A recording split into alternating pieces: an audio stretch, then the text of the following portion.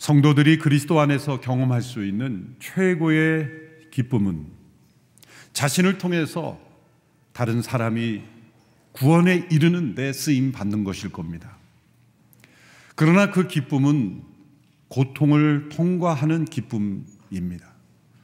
한 생명이 태어난 데 있어서 산고의 고통이 뒤따르듯이 한 영혼이 구원에 이르는 과정에 있어서는 그 통로가 되는 사람들에게도 때로 이루 말할 수 없는 고통과 아픔이 함께 찾아옵니다. 때로는 근심하게 됩니다. 그리고 때로는 인간적인 감정으로는 피하고 싶은 그러한 수모와 수치를 당하게 되기도 합니다. 복음이 전해지는 데 있어서 아무런 반대와 거부 없이 전해지는 곳은 한 군데도 없습니다. 인간의 완악한 마음은 언제나 복음을 거부했고 예수 그리스도의 십자가 앞에 나오기를 주저했습니다. 그것은 인간 안에 있는 이 두려움 때문이에요. 자신 안에 있는 이 수치심을 드러내기 거부하는 것이며 또한 인간 안에 있는 이 교만 때문에 십자가 앞에 나오기를 거부하는 것입니다. 한마디로 회개하기를 거부하는 일을 회개케 하는 것, 거기에는 그 통로가 되는 이에게 큰 근심과 아픔이 찾아오게 되어 있습니다.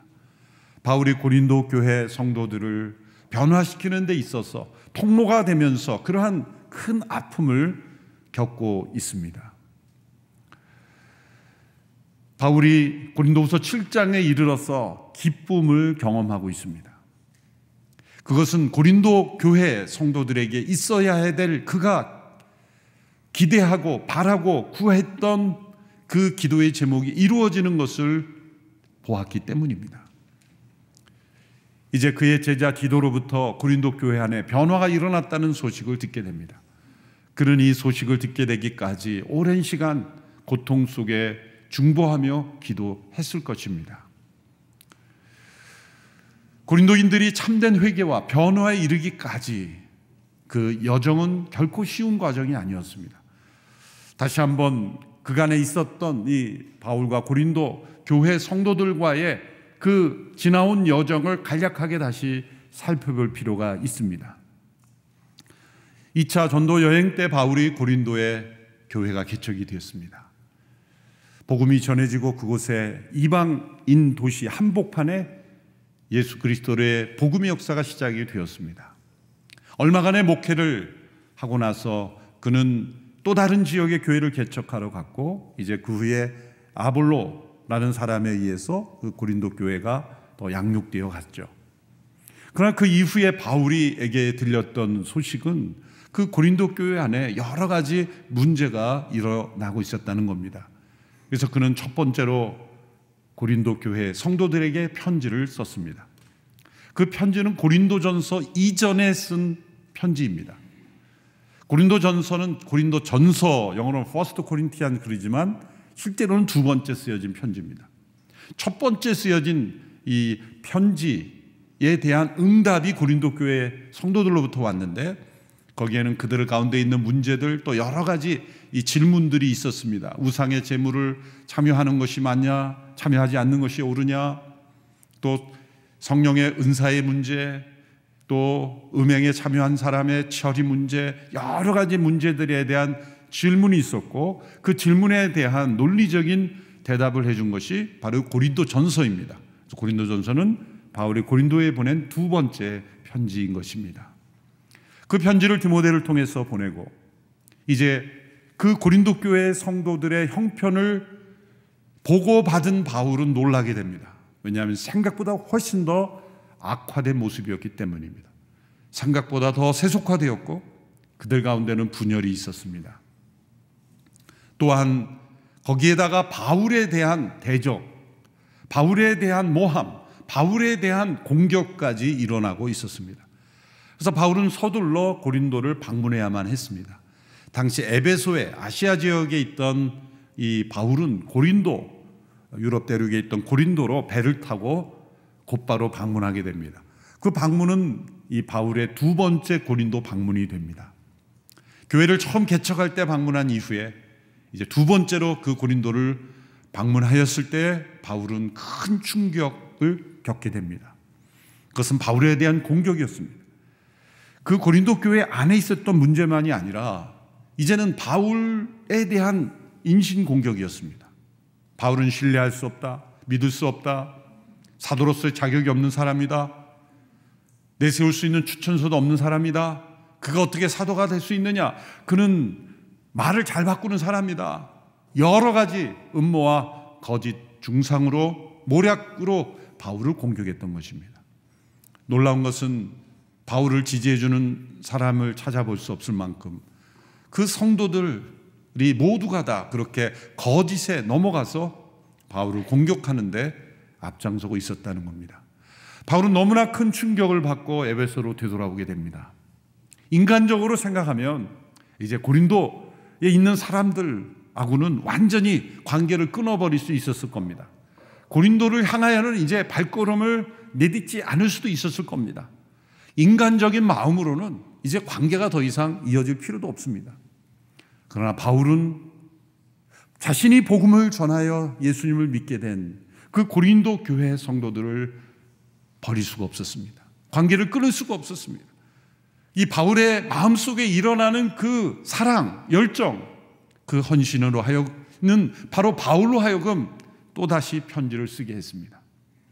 이것이 바울이 고린도에 보낸 세 번째 편지가 되는 것입니다.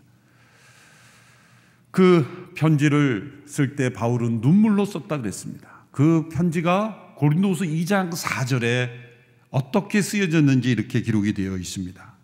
2장 4절의 말씀입니다. 나는 큰 환난과 마음의 고통으로 인해 많은 눈물로 여러분에게 썼습니다.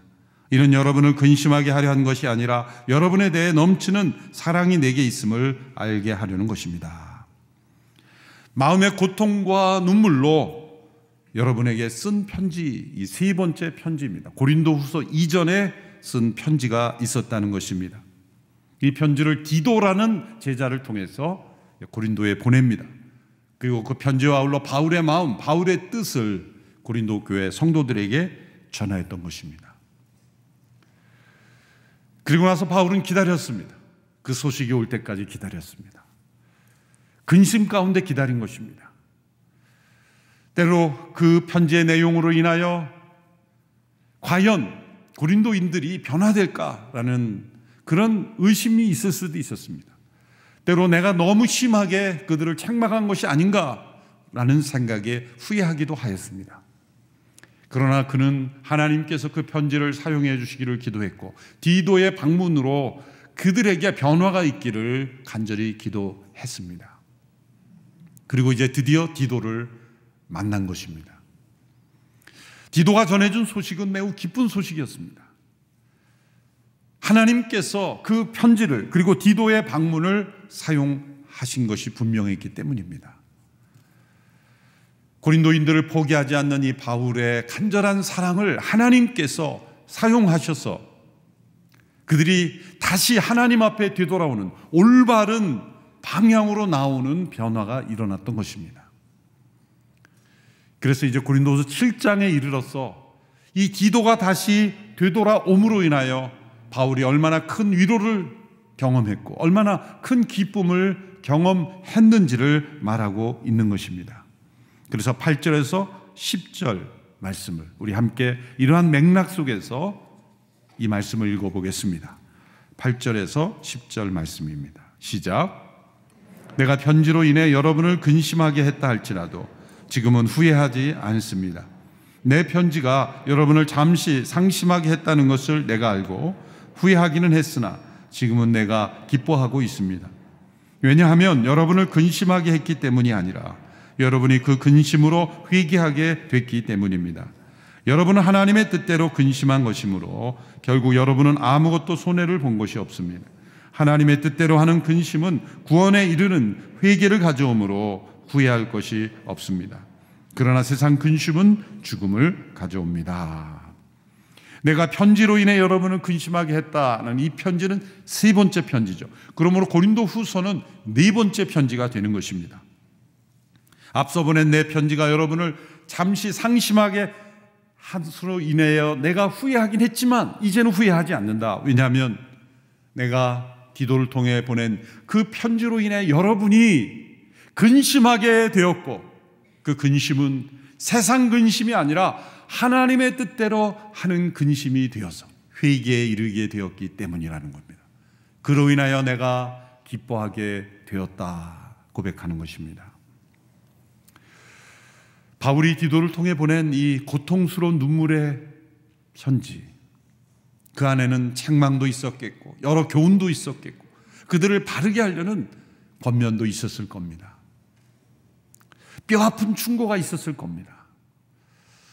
이러한 내용을 권면한다는 것은 사랑이 없으면 불가능한 일입니다. 누구나 좋은 말 하기를 원하죠. 그 사람의 마음을 아프게 하고 근심하게 함으로 하나님 앞에 회개하도록 만드는 일은 별로 유쾌한 일이 아닙니다.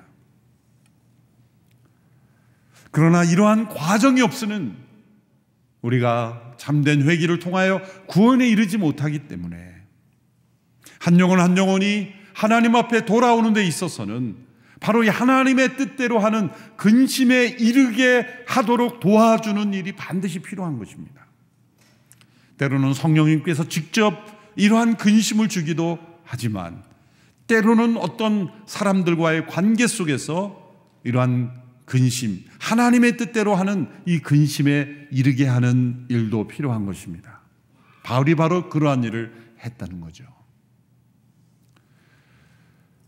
우리의 만남 속에, 관계 속에, 또 공동체 속에, 우리 교회 안에서 만날수록 세상 근심이 더 깊어진다면 그것은 하나님 앞에 합당하지 못한 모습일 겁니다. 교회의 능력은 바로 하나님의 뜻대로 하는 근심을 하도록 서로가 서로를 격려해 준다는 거예요. 교회의 일원이 되고 예수 그리스도를 믿게 되면 모든 근심에서 자유케 되는 것이 아니라 마땅히 가져야 될 근심을 갖게 되는 겁니다. 우리가 찬양을 부르고 예배 참석함으로 위로를 받는다는 것은 우리의 마음속에 마땅히 있어야 될 슬픔을 가짐으로써 우리는 위로와 기쁨을 얻게 되는 겁니다. 하나님 앞에 가져야 될 경건한 슬픔이 없이는 참된 하늘의 기쁨을 경험할 수가 없습니다. 예수님께서 팔복에 말씀하신 대로 애통하는 자가 복이 있나니 애통하는 자가 위로를 받게 되기 때문입니다. 진정한 애통함이 없이 진정한 위로가 없는 것입니다. 하나님의 뜻대로 하는 이 근심이 없이는 회개에 이르지 못하고 구원에 이르지 못하기 때문입니다. 오늘 이 시대는 이러한 슬픔을 점점 잃어버리고 있습니다. 이 시대는 외형적인 그러한 즐거움에, 순간적인 즐거움에 사로잡혀서 이 경건한 슬픔을 잃어버리고 있습니다. 때로 우리가 슬퍼하는 것은 이 세상에 속한 근심으로 슬퍼할 뿐, 하나님의 뜻대로 하는 슬픔, 이 경건한 슬픔을 점점 잃어버려 가고 있다는 것입니다. 바울은 고린도인들에게 바로 이 하나님의 뜻대로 하는 근심을 불어넣어 주었던 것입니다. 바울이 믿었던 진리는 무엇입니까? 우리가 서로 하나님의 뜻대로 하는 근심을 서로가 서로에게 촉진시켜 주는 것이 우리가 진정 마음의 새로운 힘을 얻는 길이다. 우리가 진정 위로, 필요한 위로, 이 땅에서 누려야 될 하늘의 기쁨을 얻는 것은 서로가 서로에게 하나님의 뜻대로 하는 근심을 하도록 도와주는 일이라는 겁니다. 세상의 근심과 하나님의 뜻대로 하는 근심을 이렇게 비교해 볼 수 있습니다. 이 세상의 근심은 죄 자체가 아니라 죄가 가져온 결과가 자신의 이익을 손상시켰기 때문에 슬퍼하는 것입니다. 그러나 하나님의 뜻대로 하는 근심은 죄 자체를 슬퍼합니다. 또한 자신이 죄를 범했다는 사실 자체를 슬퍼하는 것입니다. 둘째로 세상에 속한 근심은 자기 자신에게 미친 나쁜 결과 때문에만 슬퍼합니다. 그러나 하나님의 뜻대로 하는 근심은 다른 사람에게까지 미친 결과까지 슬퍼합니다. 셋째로, 세상의 근심은 자신의 명예가 훼손된 것에 대하여 분노하며 때로 보복하고자 하게 됩니다. 그러나 하나님의 뜻대로 하는 근심은 자신의 불명예를 기꺼이 감당하고자 합니다. 책임 있는 행동의 변화를 취합니다. 성경에서의 사례를 살펴보면 세상의 근심의 예는 에서의 슬픔입니다.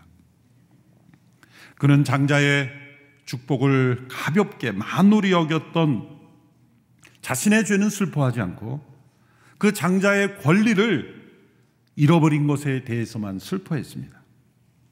그리고 분노했고 결국 보복하려 했습니다. 다윗은 시편 51편에 나타난 대로 정직하게 회개했고 자신의 죄를 슬퍼하고 돌이켰습니다. 이 세상의 근심과 하나님의 뜻대로 하는 근심이 이 슬픔이라는 이 공통점이 있기 때문에 때로 구별하기가 참 어렵습니다. 그러나 우리가 하나님 앞에 정직하게 내 안에는 세상의 근심이 더 많은가, 아니면 하나님의 뜻대로 하는 근심이 더 많은가, 늘 우리를 살펴보아야 합니다.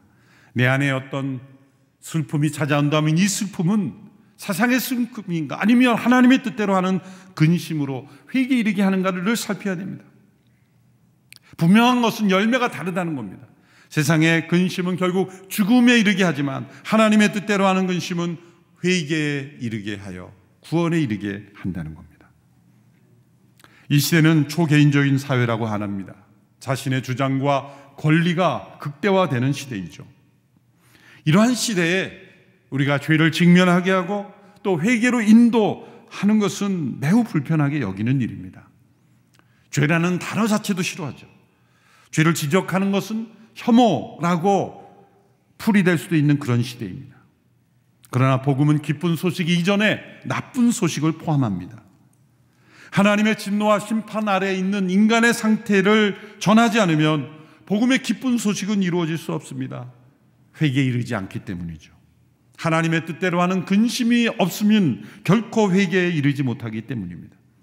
그러므로 이 시대에 필요한 용기는 죄가 얼마나 심각하고 얼마나 치명적인가를 정직하게 알려주는 겁니다. 잠언 27장 6절의 말씀에 진구의 꾸지람은 진실하나 원수의 입맞춤은 속이는 것이라 말씀했습니다. 오늘 이 시대에 필요한 것은 이 진실한 진구의 꾸지람이 필요한 것입니다. 에베소 4장 15절의 말씀에 사랑 가운데 진리를 말하며 범사의 머리 되시는 그리스도에게까지 자라나야 한다고 말씀했습니다. 우리가 그리스도에게까지 자라나기 위해서는 사랑 안에서 진리를 말해야 한다는 겁니다. Telling the truth in love. 사랑 안에서 진리를 말해주는 것. 사람들은 사랑만을 받기 원하지 진리를 듣기 원치 않습니다. 또 진리를 말한다고 하는 사람이 사랑 없이 말하기 때문에 상처만 되는 겁니다. 정죄만 되는 겁니다. 그래서 관계가 끊어지는 것입니다. 바울은 사랑 안에서 진리를 말해주었던 것입니다. 그래서 눈물로 편지를 써주었던 것입니다. 그리고 그들 가운데 회개가 일어났던 것입니다. 고통스러운 일이었습니다. 그러나 사랑이 있었기에 그들에게 진리를 말해주었고, 그리고 그들은 그 바울의 꾸지람을 진실한 친구의 꾸지람으로 들음으로 그들은 올바른 길로 돌이킬 수 있었던 것입니다. 이 과정 가운데 바울이 보여주었던 영적 태도를 우리는 다시금 살펴볼 필요가 있습니다.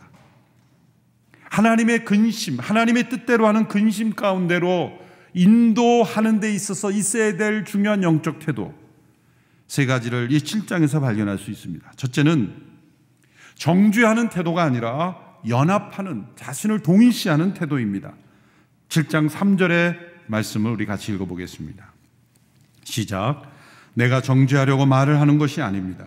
내가 전에도 말했지만 여러분이 우리 마음에 있어 우리가 여러분과 함께 죽고 함께 살고자 하기 때문입니다. 정죄하려고 하는 것이 아니라 함께 죽고 함께 살고자 하기 때문이다. 함께 죽고 함께 사는 예수 그리스도와 함께 죽고 함께 산다는 뜻의 맥락이 아니라 그들과 함께 만일 너희들이 정죄를 받는다면 나도 너희들과 함께 정죄를 받겠다. 너희들이 문제가 있다면 그것은 곧 나의 문제이기도 하다. 이렇게 그들과 나를 동일시하는 태도를 의미하는 것입니다. 정죄가 목적이 아니기 때문입니다. 바울은 그들과 함께 연합되기를 원했던 겁니다.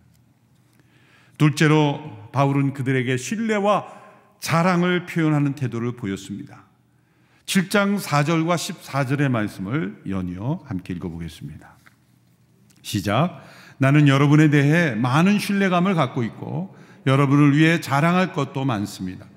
우리의 온갖 환난 가운데서도 내게는 위로가 가득하고 기쁨이 넘칩니다. 14절. 내가 여러분에 대해 디도에게 무슨 자랑할 것이 있다 할지라도 나는 부끄럽지 않습니다. 우리가 여러분에게 말한 모든 것이 사실이었던 것처럼 우리가 디도에게 한 자랑도 사실이기 때문입니다.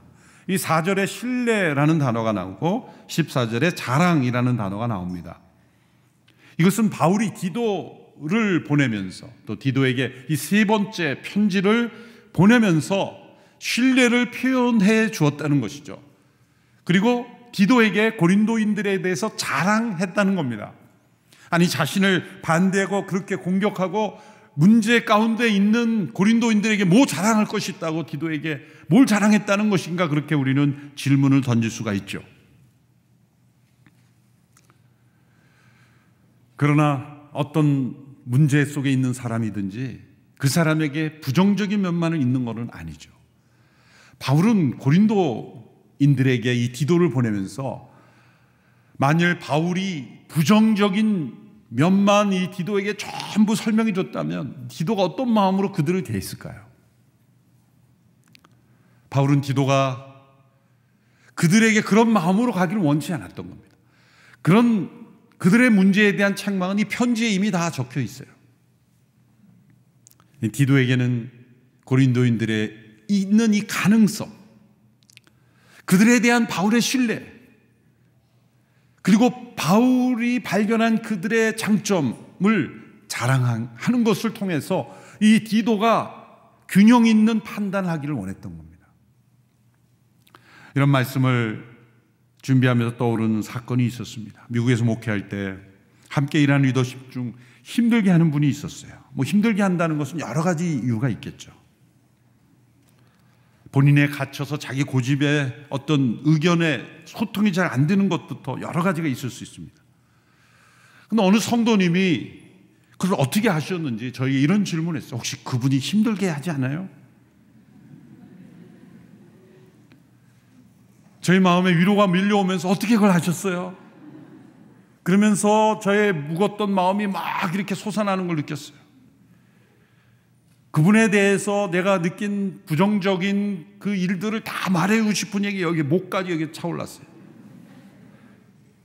그런데 성령님께서 제 입을 딱 봉하는 걸 느꼈어요.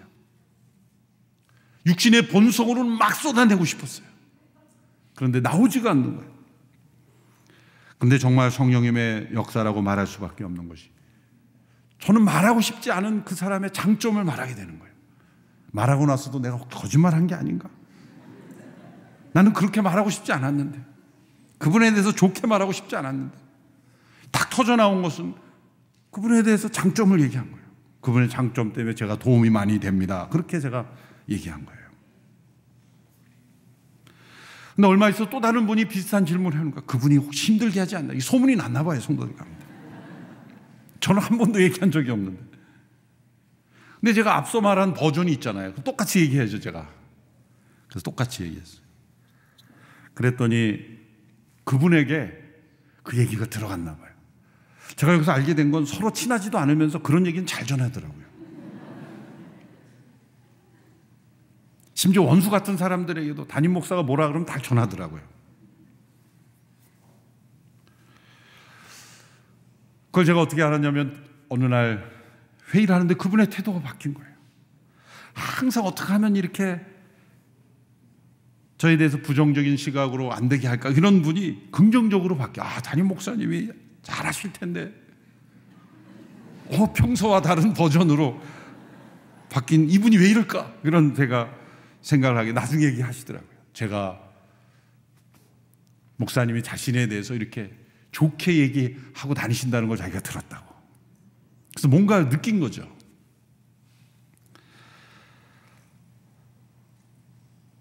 사실 우리가 어떤 갈등의 관계에 있을 때 어떤 부정적인 면을 얼마든지 얘기할 수 있었을 겁니다.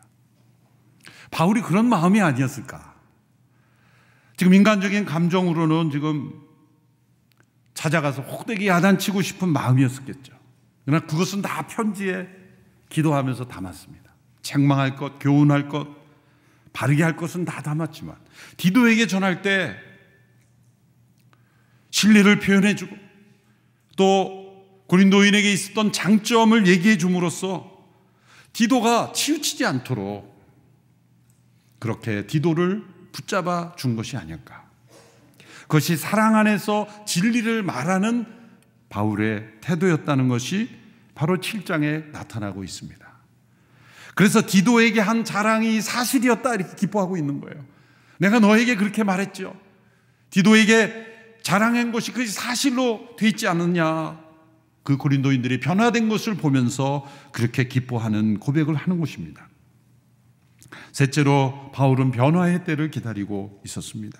6절 7절의 말씀을 보면 그러나 낙심한 사람들을 위로하시는 하나님께서 디도를 돌아오게 하심으로 우리를 위로해 주셨습니다.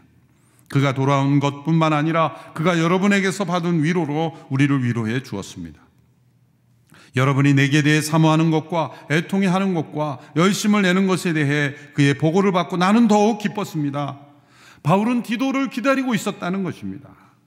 얼마나 기다렸냐면 그가 에베소에서 드로아에서 마케도니아로 계속 이동하면서도 사역이 제대로 되지 않을 만큼 그는 고린도인들에 대한 소식을 간절히 기도했습니다. 기다렸습니다. 이 변화의 소식을 듣기까지 그는 기도했던 것입니다. 바울은 디도의 보고를 통해서 그들에게 하나님의 뜻대로 하는 근심으로 회개에 이르렀다라는 증거를 확인하였습니다. 그 증거의 목록이 7가지 목록이 11절에 나옵니다. 11절을 개정 번역으로 함께 읽어보겠습니다. 시작.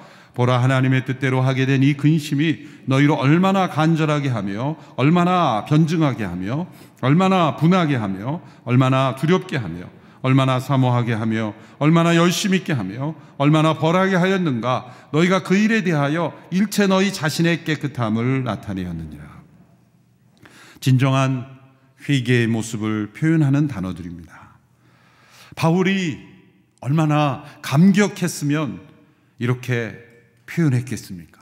7가지의 표현이 얼마나 간절한가, 얼마나 변증하게, 얼마나 분하게 하는가, 이런 내용들이 회개의 모습을 표현하는 거예요.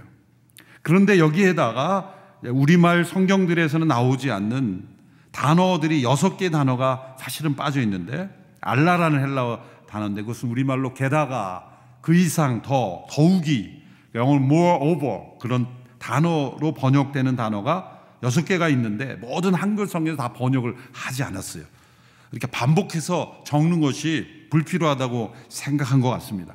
그러나 바울이 원어에서 이렇게 계속 쓴 것은 뭐냐면 얼마나 간절한가, 게다가 또 얼마나 변증하게, 또 게다가 얼마나 분하게 하는가, 게다가 얼마나 부럽게 하는가, 이렇게 자신의 이 벅찬 마음을 표현하는 이 구절인 것입니다. 그들은 이 잘못된 것을 빨리 돌이키기를 원했고 또 범죄한 자신에 대하여 분노하였고 하나님을 두려워하게 되었고 바울과의 관계를 회복하기를 원했고 그리고 책임 있는 행동으로 변화되기를 원했다는 겁니다. 이것이 하나님의 뜻대로 하는 근심을 하는 사람의 증거입니다.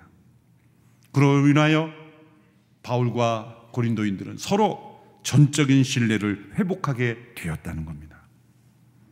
아무 일 없이 그냥 문제를 덮은 것이 아니라 이런 고통스러운 이 책망, 사랑 안에서 진리를 말해주는 이 관계를 통하여 하나님의 뜻대로 하는 근심으로 인하여 진정한 회개에 이르게 되었다.